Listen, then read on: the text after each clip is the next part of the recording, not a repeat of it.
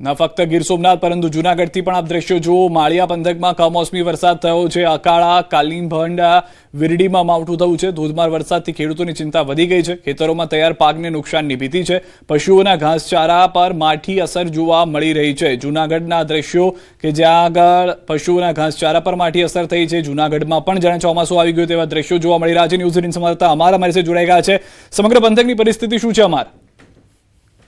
સિદ્ધાર્થ, ચોક્કસ કે સતત બીજા દિવસે માવઠું થઈ રહ્યું છે અને જૂનાગઢના માળિયાહાટીના પંથકના જે ગીર બોર્ડર ગામના જે ગ્રામ્ય વિસ્તાર છે, અકાળા, કાલિમડા, વિરડી સહિતના વિસ્તારમાં હાલ બપોર વાતાવરણમાં પલટો આવ્યો છે અને વરસાદ વરસી રહ્યો છે। ખાસ કરીને ગીર પંથકના જે બોર્ડર વિસ્તારના ગામ ત્યાં હાલ ધોધમાર વરસાદ શરૂ થયો છે।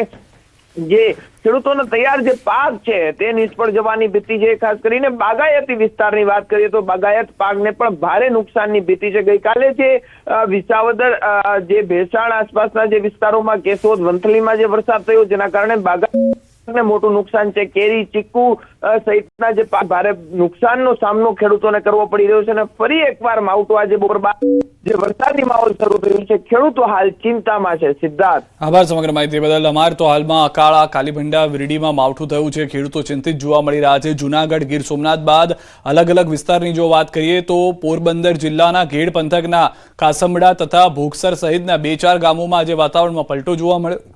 કાસમબડ તથા ભોગસર ગામે બપોરના સમયે વરસાદી ઝાપટા પડ્યા। ઘેડ પંથકમાં હાલ ચણાનો પાક તૈયાર હોય ત્યારે વાતાવરણમાં પલટો આવતા ખેડૂતોમાં પણ ચિંતાનો માહોલ જોવા મળ્યો। જોકે સદનસીબે એક જ ઝાપટું જ વરસ્યું હતું જેના કારણે નુકસાની તેટલી વધારે જોવા નથી મળી રહી, પરંતુ જો આવતા દિવસોમાં માવઠું આવશે તો ચણાના તૈયાર પાકની નુકસાની થઈ શકે છે। પરંતુ આ પોરબંદર પૂરતું સીમિત છે। જૂનાગઢ અને જે રીતના ગીર સોમનાથના દ્રશ્યો જોયા છે તે ખૂબ જ ચિંતાજનક છે। અને સમાચાર પર નજર કરીએ। અમદાવાદમાં 2 કરોડથી વધુ નકલી નોટોનો મામલો। કોર્ટે 7 આરોપીઓના 30 માર્ચ સુધીના રિમાન્ડ મંજૂર કર્યા છે। આરોપી પ્રદીપ જોટાંગિયા સહિત 6 આરોપીઓને મેટ્રો કોર્ટ સમક્ષ રજૂ કરાયા હતા। ક્રાઇમ બ્રાન્ચે આરોપીઓના 14 દિવસના રિમાન્ડની માંગ કરી હતી। તો અમદાવાદ ક્રાઇમ બ્રાન્ચે ઝડપેલી નકલી નોટ મામલે ખુલાસો। આરબીઆઈની તપાસમાં નોટો હાઈ સિક્યુરિટી હોવાનું સામે આવ્યું। નકલી નોટો તપાસ માટે નાગપુર પ્રિન્ટિંગ પ્રેસમાં મોકલાશે। અગાઉની નકલી નોટો કરિયાણાની દુકાન અને પેટ્રોલ પંપ પર વટાવી હોવાનો ખુલાસો। નકલી નોટો બનાવવા માટે 4 આરોપીઓ 17 લાખનું રોકાણ કર્યું હતું। અશોક માવાણી, રમેશ બલર, દિવ્યેશ રાણા અને ભરત કાકડિયાએ રોકાણ કર્યું હોવાની જાણકારી મળી રહી છે।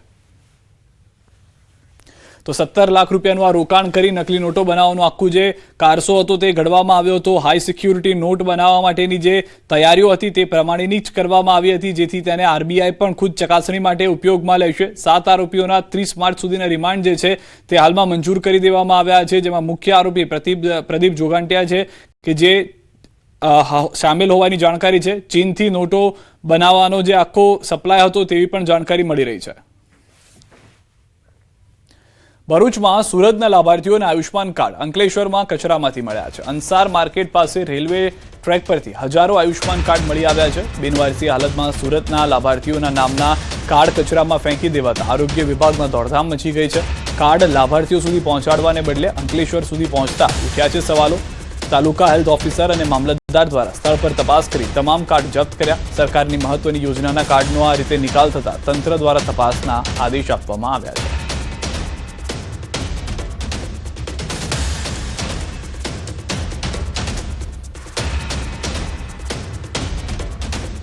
સુરત શહેરમાં વૃદ્ધ મહિલાઓને ટાર્ગેટ કરતી કટ્ટર ગેંગનો ક્રાઇમ બ્રાન્ચે પર્દાફાશ કર્યો છે। પોલીસે સચોટ માહિતીના આધારે એક મહિલા સહિત 4 આરોપીઓને ઝડપી પાડ્યા છે। આ ગેંગ રિક્ષા પેસેન્જર બનીને મુસાફરી કરતી અને ખાસ કરીને એકલા જતા વૃદ્ધ મહિલાઓના દાગીના કટર વડે કાપી ચોરી કરતી હતી।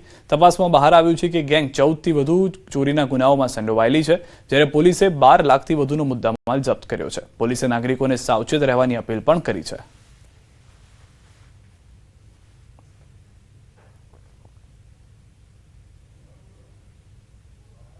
અને હાલ કઠોર વિસ્તારમાં રહેતા 4 લોકો આજે અહીંયા સુરતમાં કરવામાં આવવાના, જહાંગીરપુરા વિસ્તારમાં આવવાના છે રિક્ષા લઈને ચોરી કરવા માટે। આ બાતમી આધારે એમને પકડી પાડ્યા અને જેને પકડી પાડવામાં આવ્યા તેમાં 4 ઇસમો મળ્યા। કાશીરામ સોલંકી, શંકર સોલંકી, ગૌરીબેન સોલંકી અને અરવિંદ ધડુ। આ જેમાં કાશીરામ, શંકર અને ગૌરીબેન ત્રણેય સંબંધિત થાય છે। શંકર સુરત વિસ્તારના કઠોર વિસ્તારમાં જે ખેતીની જમીનમાં ભાગિયા તરીકે કામ કરે। મહીસાગર જિલ્લાના નવા બનેલા કોઠંબા તાલુકામાં આવનાર તાલુકા અને જિલ્લા પંચાયતની ચૂંટણીને લઈને વિવાદ ઉગ્ર બન્યો છે. કોઠંબા ગ્રામ પંચાયતના વોર્ડ નંબર 4 ને 5 કિલોમીટર દૂર આવેલા કૌચિયા ગ્રામ પંચાયત વિસ્તારમાં જોડતા ગામ લોકોમાં ભારે રોષ ફેલાયો છે. અનેક રજૂઆતો છતાં તંત્ર દ્વારા કોઈ કાર્યવાહી ન થતા ગ્રામજનોએ ચૂંટણી બહિષ્કારની ચીમકી આપી છે. ગામમાં ઢોલ નગારા સાથે વિરોધ પ્રદર્શન કરી નેતાઓને પ્રચાર માટે ગામમાં ન આવવા ચેતવણી આપવામાં આવી છે.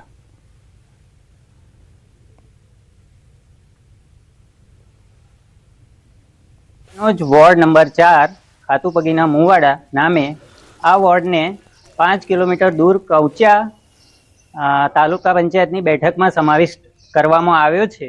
જે કૌચિયા જે છે એ અમારા ગામને સીમ શેડો પણ લાગતો નથી અને 5 કિલોમીટર દૂર છે. બીજું કે નજીકના જે વોર્ડ છે એ વોર્ડને એમાં સામેલ ન કરતા આ દૂરના વોર્ડને એમાં સામેલ કર્યો છે. એના માટે અમે ખૂબ લાગણી માગણી સાથે તંત્રને મળ્યા છીએ, અધિકારીઓને મળ્યા છીએ, પણ અમારી લાગણીને માગણીને માન આપેલું નથી. જો ભવિષ્યમાં અમારો આ મુદ્દો ધ્યાનમાં નહીં લેવામાં આવે તો આખું ગામ ચૂંટણીનો બહિષ્કાર કરશે. કૌચિયા ગામ સાથે કોઈ નાતો નથી, તેમ છતાં અમારા ગામને આટલા દૂર એ કરવા માટે અમે તંત્રને ઘણી રજૂઆત કરી. જો ભવિષ્યમાં આ જિલ્લા પંચાયત, તાલુકા પંચાયત કોઈ પણ સ્વરાજની ચૂંટણી આવશે અમે એમાં ગામ લોકો બહિષ્કાર કરીશું. એક તરફ સતત બ્લાસ્ટ અંગેની ધમકીઓ મળતી રહે છે અને બીજી તરફ સુરત તરફથી ચિંતાજનક ચિત્ર સામે આવે છે. તમને જાણીને નવાઈ લાગશે કે સુરતમાં બોમ્બ શોધવા માટે ફક્ત એક જ સ્નીફર ડોગ છે. 80 લાખની વસ્તી ધરાવતા સુરતનો ભાર ગેલોપ નામના ડોગ પર છે. શાળાઓ અને સરકારી કચેરીઓને સતત બોમ્બ ધમકીઓ મળી રહી છે. ત્યારે આવી સ્થિતિમાં ગેલોપ પર આખા શહેરની એક્સપ્લોઝિવ શોધવાની જવાબદારી છે. નિયમ મુજબ 12 ડોગ્સ જોઈએ છે, ત્યાં માત્ર 4 જ કાર્યરત છે. 38 પોલીસ સ્ટેશન સામે ડોગ્સની સંખ્યા અત્યંત ઓછી જોવા મળી છે. ટ્રેકર ડોગ પ્રિન્સી એકલી ચોરીના કેસોમાં દોડે છે તો નાર્કોટિક્સ કેસોમાં ડ્રેક એકલો જ લડે છે. ત્યારે કહેવાતા મેગા સિટીમાં સુરક્ષા તંત્રની હકીકત બહાર આવી. ડોગ સ્કોડની અંદર આપણી પાસે 4 ડોગ છે. એ પૈકી એક ડોગ છે જે એક્સપ્લોઝિવ ડિટેક્શન માટેનો એક ડોગ છે, તે અત્યારે ડ્યુટી મીટમાં છે. બાકી આપણી પાસે 3 ડોગ છે. અત્યારે બોમ્બ સ્કોડ અત્યારે હંમેશા એલર્ટ પોઝિશનમાં જ હોય છે, રાઉન્ડ ધી ક્લોક. ભરૂચના જનોર પાસે નર્મદા કિનારે 2 મગર દેખાયા. નદી કિનારે 2 વિશાળકાય મગર દેખાતા ગ્રામજનોમાં ફફડાટ ફેલાઈ ગયો છે. નદી કિનારે મગરની લટારનો વિડીયો વાયરલ થયો છે. માછીમારો અને પશુપાલકોમાં પણ ભયનો માહોલ છે. નદી કિનારે ન જવા વન વિભાગની સ્થાનિકોને કડક સૂચના છે.